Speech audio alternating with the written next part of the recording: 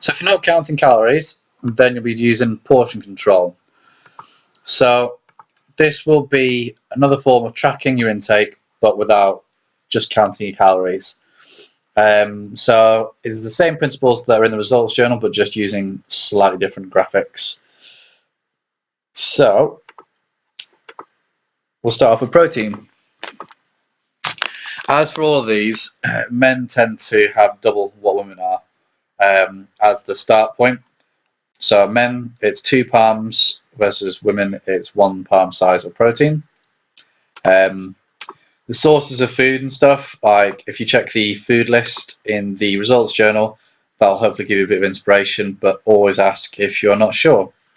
Vegetables, fist size for that portion.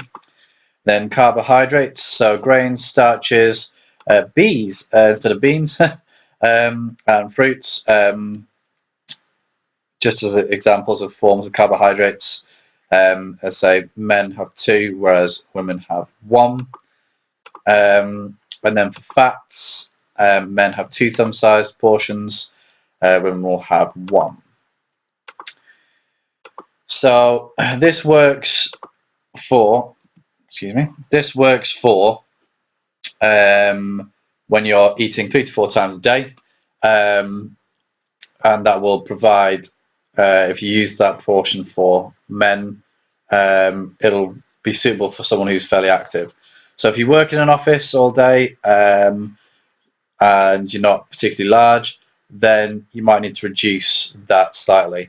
Women, if you were to follow that one, that would be suitable probably for a sedentary woman. As I say, these are start points, so depending on your progress, I would reduce or add more portions in there.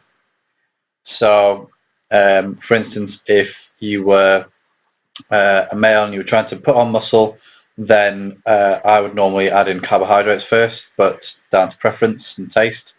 Women, again, I would probably use carbohydrates, mainly because people enjoy carbs.